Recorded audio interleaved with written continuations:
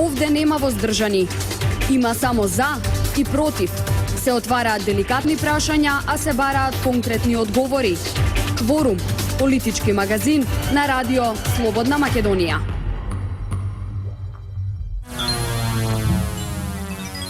Добар ден, почитувани слушатели, јас сум Бојана Димитриевска, во денешниот кворум тема мали партии, големи коалиции. Ја научија ли малите партии лекцијата од минатите избори кога некои не усвоија ниту еден пратеник? Дали и на овие парламентарни избори ќе се повтори речиси истата слика од минатите избори и повторно ќе има десетици илјади попусто потрошени гласови? Мој соговорник на оваа тема е лидерот на Либералната партија Ивон Величковски, кој во претходниот парламентарен состав беше пратеник, а денес неговата партија нема представници во законодавниот дом. Добар ден и добре дојдовте. Добар ден, добре ве најдов, благодарам за поканата. Господине Величковски, избори се најавени за 11 декември. Како ќе настапи Либералната партија, самостојно со своји партиски листи или пак како дел од некоја голема коалиција? Нашите планови од минатата година се самостоен настап, затоа се подготвувавме практично од 11-тиот конгрес на 26 април 2015 година. Тоа го обзнаневме минатата година на прославата на 25 годишнината од партијата. Сега за сега немаме некаков контакт кој што би ни сугерирал дека треба да идеме поинаку или дека има можности за поинаков вид на настап. Бевте еден пратеник, како што споменав, во претходниот парламентарен состав од Либералната партија. Не можевте да смените многу во носењето на одлуките, но колку се слушаше вашиот глас од собраниската говорница? Па мислам дека се слушаше доволно, би рекол недоволно за да се промени нешто во гласањето на пратениците кои веќе беа определени, така да кажеме, и партиски обврзани за одредени ставови и решенија, но мислам дека таа дебата и понудените решенија го побудија и вниманието на јавноста и интересот на јавноста за решенија кои што се алтернативни од така да кажеме дневно популистичките класични борби меѓу двата блока. Така бевте прилично интересен пратеник со своите говори кога ќе се појавевте на собраниската говорница. Интересни говори имавте, бидејќи ја следав работата на законодавниот дом и на пратениците. Колку ви недостасува денес тоа? Па можам да признам дека парламентарниот состав од 2014 всушност и не може да биде земен како репер. Ако гледаме реално, денес Либералната партија е по-видлива, по-слушана, по-забележена и повеќе се земаат во предвид на изините размислувања денес во услови на ваква дисторзија после 2014 година. Знаете дека изборите ние не ги признавме заради сето она што беше нотирано како слабости, како недоследности во изборниот процес, како притисоци и така натаму. Истовремено тоа ни овозможи да излеземе со една платформа која што денеска во одредени форми веќе го доживува и своето реализирање. Ве подсетувам дека во октомври, значи за 3 дена, практично ние ќе имаме 2 години од како сме објавиле таа платформа, зборувавме за неколку решенија. Прво за потребата од формирање така наречена концентрациона влада. Системот на техничка влада сега е малку поинаков. Мислам дека тој беше адаптиран само за потребите на пажинските подписници.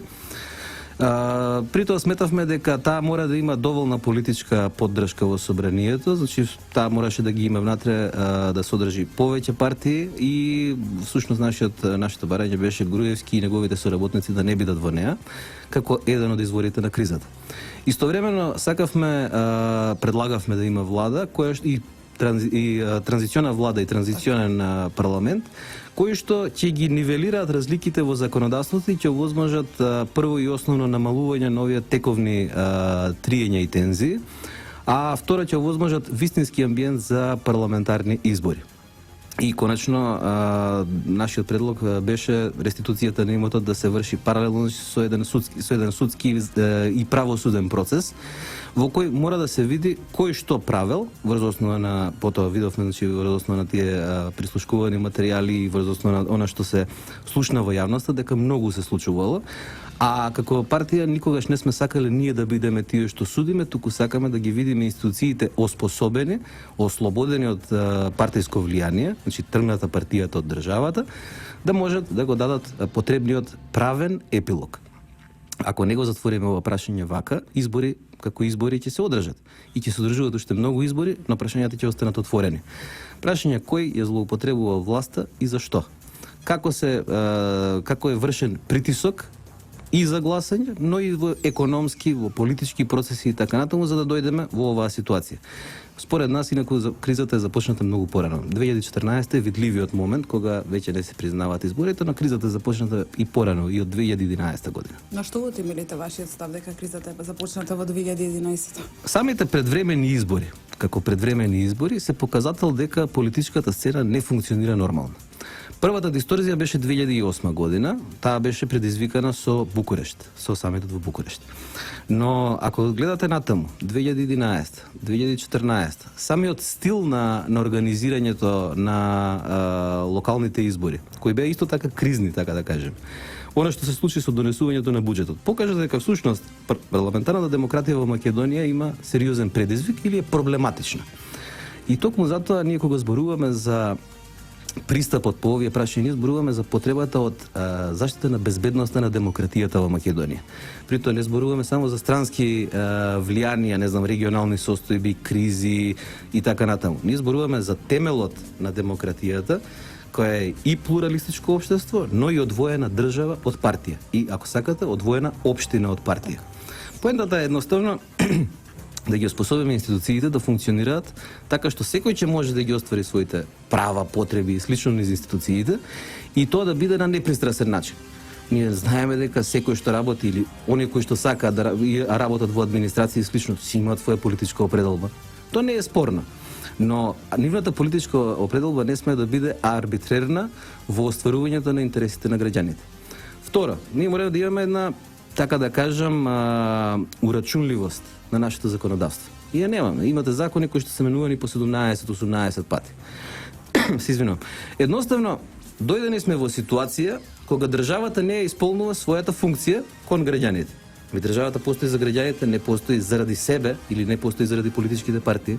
И кога зборуваме на оваа тема, зборуваме за потребата од промена на партискиот поредок. Земете ги сите состојби во Македонија од независноста до денес. Да ги тргнеме, значи, безбедносните предизвици кои што се случиле и кои се случува и 91 и 2001 година и така натаму. Гледате постконфликтното општество во Македонија како се развива. До 2006 имате едни тенденции, од 2006 до 2008 имате, така да кажеме, изместување на курсот, да ние денеска сме во ситуација во која ниту граѓаните им веруваат на институциите, ниту му веруваат на судството, ниту им веруваат на политичарите и партиите.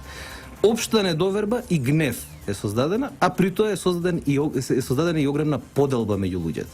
И таа се случува од приватни средби, од општа комуникација меѓу луѓето до функционирањето и на бизнисот. Да не зборуваме денеска како во Македонија функционира бизнисот. Веројатно на шкрги.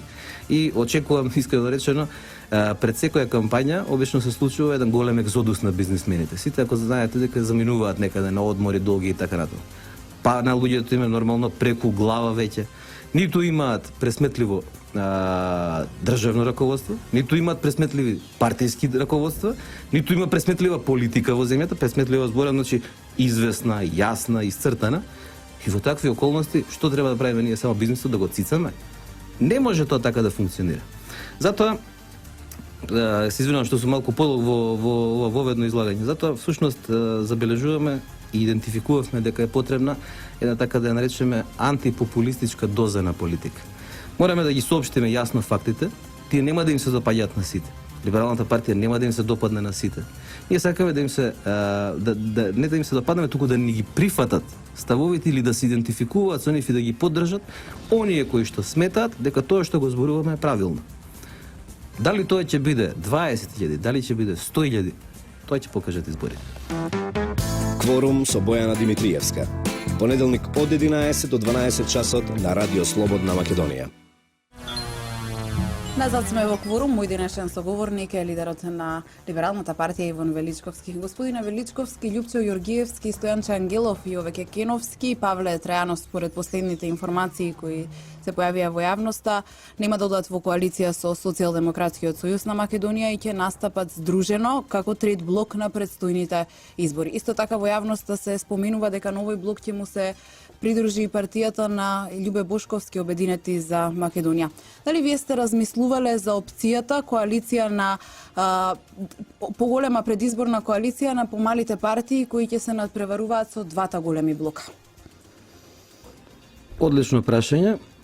Мислам дека сите овие теми и дилеми ќе бидат расчистени во следните недела-две. Да ги кажам позициите на Либералната партија. Уште од пред 6 месеци на Социјалдемократскиот сојуз и јавно му ставивме до знаење дека е потребно да се размислува за две варијанти. Една е на класичната, сите заедно, која според нас беше единствено можна до 2011 година. Многу работи се случија, многу вода протече низ Вардар, што се вели, многу работи се слушна, се дозна и луѓето, граѓаните, особено значи гласачите, стекна впечаток и за нијанси и стекна една, така да кажеме, продлабочена желба за продлабочено одлучување и сознание за политичката сцена. Тоа е прва работа. Второ, сметавме дека опозицијата треба да се постави на 3 блока. Една е значи оваа коалиција што си ја води СДСМ. Второ е она што се така да кажеме опозицијски десничарски партии и еден требаше да биде столбот кој што го понудивме значи на граѓанскиот центар. Во таа смисла мислам дека беше и идентификацијата и на шарената револуција како едно движење кое што во почетокот можам слободно да кажам дека воопшто немаше идентификација со Социјалдемократскиот сојуз и тогаш ги имаше своите врвни, така да кажеме, дострели, поддршка и така натаму. Доколку не внимаваме, сето ова ќе изгледа како фарса. Сега зборам за опозицијата и ние мораме да имаме сите во опозицијата јасни пораки. Еве една ексклузива и кај вас во емисијата. Да речеме, според Либералната партија, тоа треба да биде договор, точка на договор, меѓу сите опозицијски партии, дека после изборите нема коалицирање со Груевски. Уште еднаш ќе го кажам. После изборите нема коалицирање со Груевски. Ќе ме прашате зошто. Дали овие избори имаат за цел да решат нешто, да извадат чист политички резултат, или не? Да се надеваме дека имаат. Ако имаат, ќе се согласи и Социјалдемократскиот сојуз, и десничарските партии, и центристичките партии и слично. За да можеме после тоа да не одиме на пржино 4, 5, пржино 8 и така натаму, за да не ја продлабочуваме кризата. Ако на таа точка се најдеме сите и се согласиме, тогаш за Либералната партија таа е чиста. Тогаш можеме да зборуваме за каков тип на победа и за кои принципи после треба да разговараме. За да бидеме фер кон гласачите. Значи јас тоа сум го кажал фактор, да речеме фактор 100. Ако ние имаме 100.000 или фактор 10 ако сакате, имаме 10.000 како сакате. Кога ќе одат во коалиција со друга партија, факторот 10 може да стане фактор 8, може да стане фактор 12. Односно, зависно од искуствата на гласачите со некој од коалиционите партнери, тоа може да даде добар резултат, може да даде и полош резултат од очекуваното. Знаеме многу спојувања кои што се случиле, во кои 1:1 дали 1,58. Тоа е во рамките на политичката математика. Но политичката математика мора да биде заснована на принцип. Принципот е јасно да се знае кој за што е. Јасно да знаеме во што сме согласни, во што сме договорени дека не сме согласни. Тие точки натаму овозможуваат да ние ги адресираме своите гласачи или да ги адресираме воопшто граѓаните, така што ќе знаат зад кого, зашто и на колку време застануваат. Значи, може, пример, ќе збораме сега за даночна политика. Еве, ние во даночната политика, да речеме, сме различни од социјалдемократите. Тие се за прогресивен данок, ние го поддржуваме рамниот данок, бидејќи тоа е една мерка која што сметаме дека е корисна. Треба да се најде точка на разбирање. Зборувам, значи, сега хипотетички. Во ред, треба да се пополни буџетската дупка, треба да се приберат повеќе средства. Добро. Колку време прогресивното доначување ќе трае и после колку време ќе направиме пресек да знаеме што се ефектите од тоа. Какво е влијанието врз граѓаните, какво е влијанието врз бизнисот, како се трошат прибраните средства, бидејќи е некогаш и прашање на приоритет, не само на прибирање на средства. И потоа да се знае таа чиста политика, оние кои што ние сме ги адресирале, да знаат да бидеме ние пресметливи. На крајот на краиштата да не се лажеме. Овде 25 години кој како стигна не ја кажува вистината, ако е многу грубо да се каже лажеме. Затоа, еве да речеме, значи го поставам ова прашање. Инаку нас целта не ни овој буџет да остане, бидејќи сега гледам субвенции на сите страни фрчат. Сите ги нудат. Еве ние имаме поинаков пристап. Ние сме да го ограничиме субвенционирањето. Сме стигнале до одреден степен и сметаме дека буџетот натаму не треба да се шири. Нашата цел е после еден мандат на влада во која ќе учествува Либералната партија, буџетот да се врати на 2,9 милијарди. Зошто? Повеќе пари во собранието. Се извинувам, во буџетот. Не се собранието. Да ги враќаме мерките така што ќе се овозможи да субвенциите додат по произведена количина, а не само по површина во земјоделството. Исто така, да внимаваме каде ги трошиме средствата, да речеме, не знам, јавен превоз ќе бил еден вика 4 дена бесплатен, други вика 7 дена бесплатен. Извинете, ние сметаме дека нема зошто Гевгелија или Охрид да го субвенционира јавниот превоз во Скопје. Ова е дел од вашата предизборна програма? Да, и таа е достапна година дена на нашиот вебсайт. И затоа сите оние забелешки кои ги чујам, немате програма, само велам ЛПУРГМК. Видете натаму.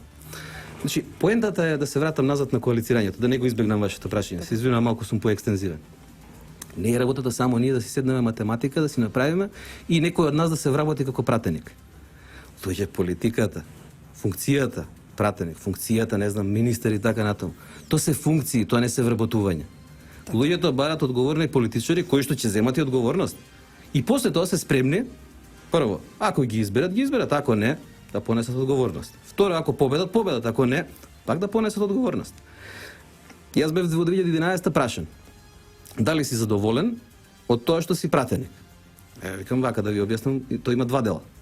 Лично, како човек што се занимава само со политика, значи јас немам друг бизнес, немам друго вработување, немам ништо друго, освен занимавање со политика. Бидејќи сметам дека тоа е професија, и ако докторот може да биде доктор и само тоа да биде, ако може новинарот да биде само новинар, а зошто политичарите да бидат бизнисмени, шоумени и политичари, така у слободно време? Сега викам, лично, јас сметам дека сум остварил една убава цел, дека сум добил едно остварување на мојот ангажман. Но ако ме прашате суштински, бидејќи сум во опозиција, сметам дека не сум го остварил потребниот успех. На такви принципи може да се градат коалиции. На такви принципи се води политика. И на такви принципи ние мораме да излеземе во адекватни услови. Значи во услови на вистинска фер демократска борба, во услови на вистински кредибилни избори. И потоа да завршиме со оваа агонија, така да кажем, која трае предолго, според нас веќе трае 5 години, не е само од 2014, многу повеќе, и да дојдеме до исход. И од тука да тргнеме во нов пат, односно да тргнеме по вистинскиот пат одбрана на крстопатот. Премногу битни прашања има во регионот, во светот, на континентот. Да не забораваме дека Македонија е само дел од еден цел мозаик во светот, во меѓународната заедница. Премногу отворени прашања се, тие се и безбедносни, и политички. Забележуваме дека и верски елементи се јавуваат веќе во прашањата. Значи, ќе кажам за Македонија, исто така да искористам приликата. Одржувањето на секуларност е темелот на обстанокот на Македонија. Немојте да се случи утре национализмите да бидат детска приказка. Така, само уште едно кратко прашање, дали ви добивте покана да бидете дел од третиот блок, па ќе направиме уште една пауза. Не, немаме добиено покана од ниту една политичка партија да бидеме дел од било каков блок. Тоа се однесува, значи, и на левичарската, и на десничарската, на било која. Кворум, политички магазин на радио Слободна Македонија. Повторно сме назад во Кворум. Само уште едно подсетување, мој денешен соговорник е лидерот на Либералната партија Иван Величковски. Господине Величковски, ако настапувате самостојно на парламентарните избори кои се најавени за 11 декември, дали верувате дека ќе го пробиете цензусот и ќе успеете да влезете во парламентот? Се фокусираме на 3 изборни единици од 6 во Македонија, каде што ќе ставиме поголем акцент.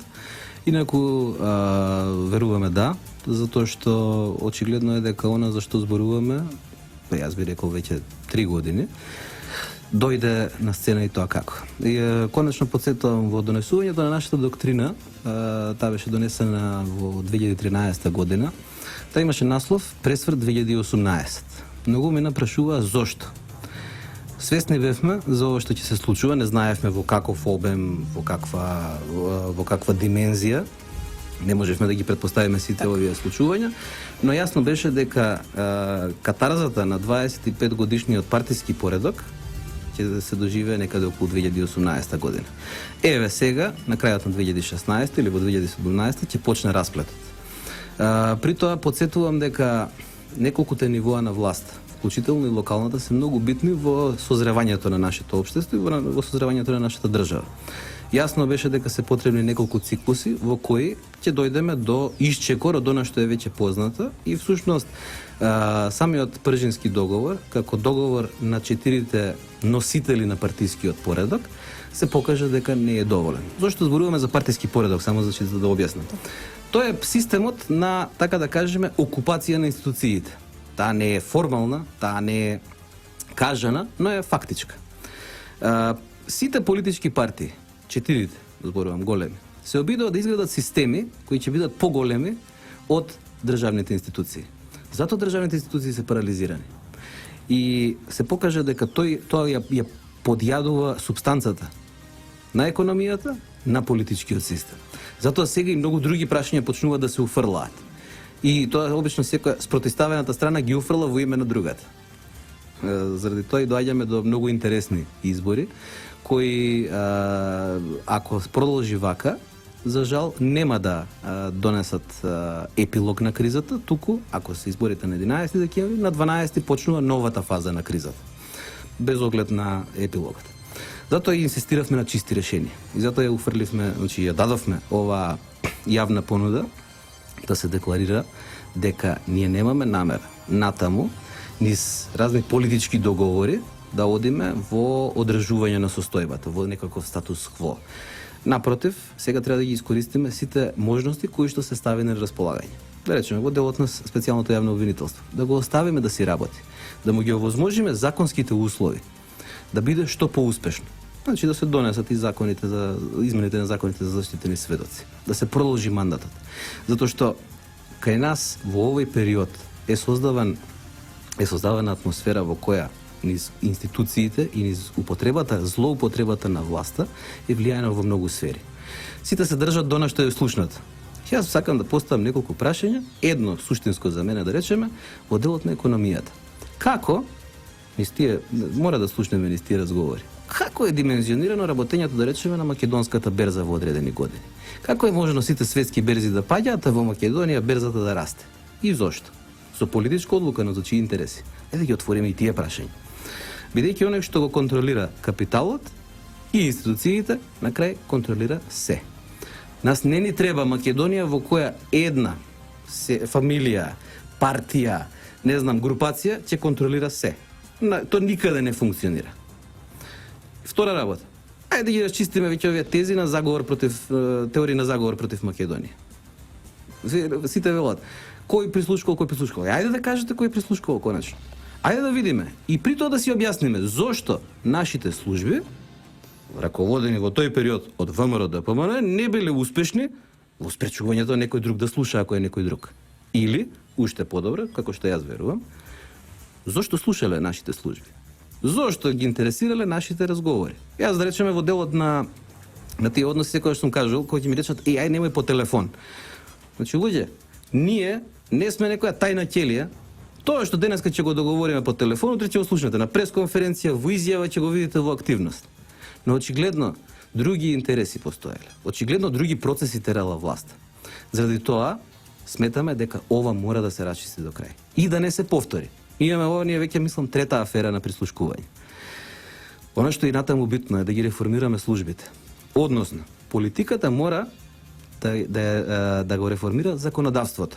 Службите ќе се реформираат од експерти, нема јас да ги реформирам, нема вие да ги реформирате.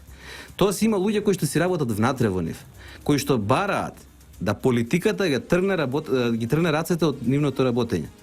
Службите ги вмешавме во креирање политика. Затоа не ни е успешна политиката 25 години. Затоа не можеме да ги препознаеме клучните правци. Тие треба да го штитат системот, а не да го создаваат системот. Значи, отварам неколку прашања. Отварам неколку суштински, би рекол, точки кои што мораме да ги расчистиме. И сега би сакал да замолам. Не можат само овие да бидат приоритети. Би сакал да замолам да се земат и овие работи во предвид, гласачите да ги слушнат, да знаат граѓаните, значи граѓанската одговорност не е само да се гласа, туку и да се следи тоа што е направено, да се спротиставиш на својата власт ако не го прави тоа што го декларирала или ако ја води државата во погрешна насока. Но доколку политичкиот процес не го вратиме во институциите, ние нема да имаме држава. Би се навратила повторно на партиските листи. Бројот на партиски листи во континуитет се намалува. Кога се подготвував за оваа емисија, извадив некои податоци од сајтот на Државната изборна комисија. Во 2006 година на изборите имаше 33 кандидатски листи, на предвремените парламентарни избори во 2008 и во 2011 бројот е идентичен 18 и сега на последните во 2014 имаше 14 кандидатски листи. Значи забележуваме дека бројот се намалува. Што може да очекуваме сега? Повеќе кандидатски листи или нови коалиции? Искрено речено, не можам да дадам предпоставка на ова прашање додека не ги слушнам и одговорите од страна на самите политички лидерства кои од овие приоритети ќе бидат дефинирани. Значи, да се разбереме, одлуката на Либералната партија за самостоен настап не е од мотив за да ние си докажуваме нешто самите на себе. Не е од мотив да се докажуваме пред некого. Политичките партии цело време мора да се докажуваат и да ја одржуваат својата кредибилност низ она што ќе го кажат, низ она што ќе го направат или низ она што ќе се спротивстават. Она што е битно во моментов е да дефинираме која е целта. Значи, нас не е потребно, сметам како на опозицијата сега зборам, нас не е потребна победа. Но не е таа победа во која што ќе ги извлекуваш луѓето на гласање со сила, туку ќе ги извлекуваш врз основа на нивна желба да поддржат јасна програма. Во тоа како ќе се димензионира понудата, таков ќе биде излезот, таков ќе биде и политичкиот колорит. Ако се постигнат јасно дефинирани програмски понуди, јасна согласност за одредени приоритети и прашања, јасна согласност дека тоа што не е договорено ќе се договара во ќе се договара тековно и на јасни принципи, тогаш можно е да настанат дополнителни групирања. Доколку не, ситуацијата ќе остане ваква каква што е. Факт е дека изборниот модел не е многу, не фаворизира помали политички партии. И сега видите. И токму затоа помалите партии се залагаат за една изборна единица. Така е, но ајде сега да зборуваме и друго. Една изборна единица со 5 или 7% праг не им одговара на помалите политички партии. Јас да речеме не глумам дека Либералната партија е огромна политичка партија, нема зошто да се лажеме. Слушам се расфрлаат со проценти, вакви, такви. Јас немам зошто да се расфрлам со проценти. Имаме анкети кои не охрабруваат, но денеска на анкетите мора сериозно да ги гледаме со сериозна недоверба или барем со многу прашалници. Но ако се земе тој тренд, значи имаше размислување кој што го форсира некој од опозицијата, една изборна единица со 5% праг. Па и тоа не одговара за помалите политички партии. И на крај веројатно примерењето на нештото се рече ајде да не чепкаме тука. Искрено речено, една изборна единица решаваше многу проблеми. Ако сакате, може и без праг. Природен праг се формира тогаш. И повторно ви се потребни 30-40 илјади гласови. Но тогаш ќе беше и лесно нешто друго. Немаше потреба од изборна единица за диаспората. Тоа го кажувавме. Со една изборна единица гласот и во Дебар, и во Делчево, и во Детройт исто важи. Тогаш ќе можеше да ги надминеме овие сега трки кои што ќе се случуваат. Толку цензус треба да се исполни за ваков пратеник, толку цензус за ваков. Многу беше едноставно. Желбата да се комплицираат работите кај некои политички раководства беше желба всушност да се одржи, така да кажеме, политичката кондиција. Нема одржување на политичка кондиција со полурешенија. Значи има чисти решенија. Без чисти решенија нема чиста политика. Без чиста политика нема успех. Кворум со Бојана Димитриевска. Понеделник од 11 до 12 часот на Радио Слободна Македонија. Мали партии и големи коалиции е денешната тема во Кворум. Мој соговорник е лидерот на Либералната партија Иван Величковски. Господине Величковски, кој е главниот политички проблем на малите партии? Чинам дека порано малите партии беа посакувани коалициони партнери, а денеска, барем така, мојот впечаток е тоа, говорам личен мој впечаток, дека малите партии се како лепенки.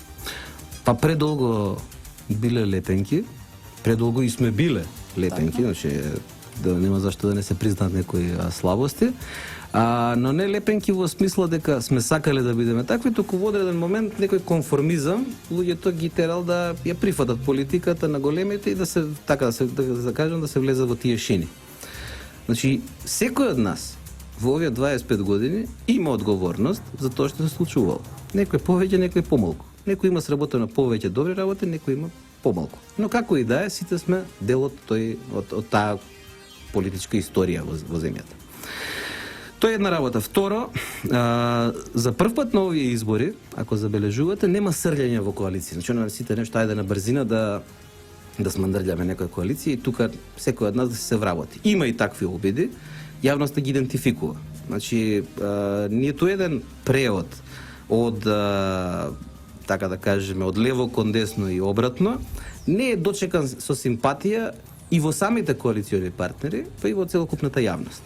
За Либералната партија, како опозицијска партија, од 2008 наваму, е многу лесна идентификацијата. При тоа се држиме повторно од тоа. Не е прашањето за кого коалицираме, значи кој да се вработи како пратеник, кој да се вработи како министер, туку зашто.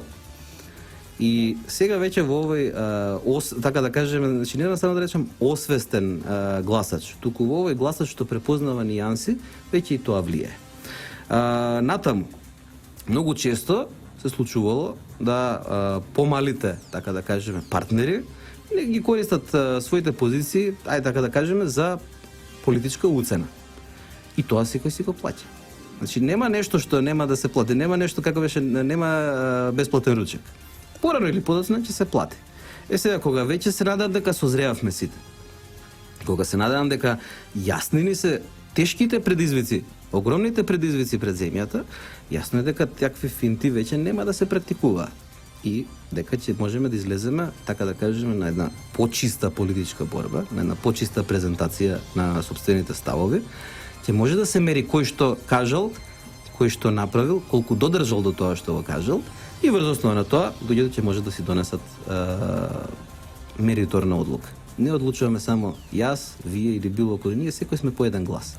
Она што ни е битно е да видиме дека на изборите ќе имаме само по еден глас, а не по 3 лични карти и по 3 гласа. Тоа сакаме да се осигураме за утре како год да завршат изборите.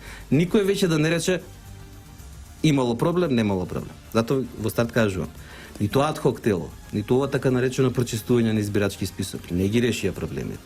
Климата во Македонија се уште не е создадена за вистински демократски и кредибилни избори. Ова е само, ако вака продолжи, само една транзиција од проблем во проблем. Велите климата за изборите не е уште создадена, ќе одиме ли на избори на 11 декември? А тоа ќе мора да ги прашате пржинските потписници. Искрено речено, во овој момент ние можеме само да гатаме. Забележуваме дека сите викаат оној другиот бега од избори, а некако личи дека Токму баш не заради сите... тоа ви го поставив прашањето. Едните викаат дека другите бегаат, другите викаат дека... Ама видите, ова мачо политика во Македонија еднаш мора да заврши. Еве, ако можеме тука да бидеме од корист.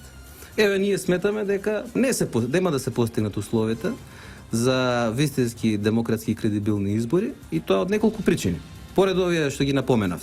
Значи, така наречено, нели, мониторирање, овој производ од пржино 3, или не знам, така наречено прочистување на избирачки список, во кој Државната изборна комисија го доставила прочистениот список до подписниците на пржина. И по тогаш Државна изборна комисија си е на подписниците на пржина. Таа не може да одлучува за мене. Таа не ја чувствувам како мериторен орган кој што ги застапува интересите на сите граѓани. Едноставно, доаѓаме до ситуација кога мораме да се соочиме со она што е фалшливо одработено. Кое што било нешто направено колку да се затвори едно прашање. Вториот дел што ни е нас многу полесен. Кога зборувавме за решавањето на кризата и за потребата од изборите, во таа платформа пред 2 години кажавме: изборите треба да бидат заедно со локалните. Ќе ви кажем уште неколку причини. Една суштинска. Ако бараме државната администрација и ресурси да бидат тргнати од изборите, па и локалната треба да тргне. Да не биде утре 80 градоначалници да си ги викаат Груевски и Ахмети на отварање, сечење лентички и слично, а при тоа да се вели дека тие ги продолжуваат своите проекти. Еве убаво решение.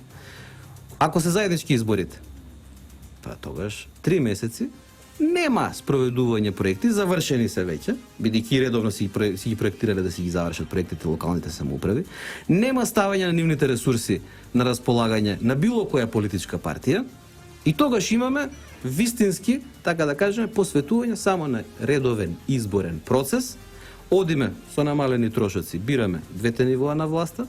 Очигледно е дека резултатите не може да бидат проектирани веќе со сигурност овој победува с гази или оној победува с гази, напротив, ќе имаме простор за многу смирување, така да кажеме, на политичката сцена. Многу локални моќници ќе мора да ја заборават својата моќ и всушност ќе влеземе во етапа на многу по-мирни, по-убави услови, за демократски услови, демократска атмосфера за избори. Тоа биле причините зашто ние 2 години го застапуваме ова мислење. Пржинските партнери се договорија нешто друго. Сега затоа прашите ги нив.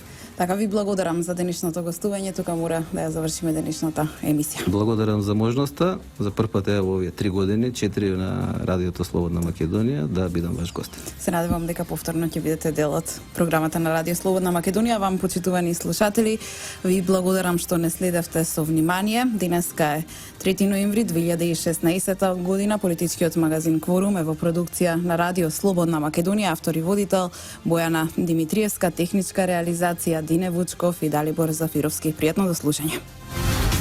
Овде нема воздржани. Има само за и против. Се отвараат деликатни прашања, а се бараат конкретни одговори. Кворум, политички магазин на Радио Слободна Македонија.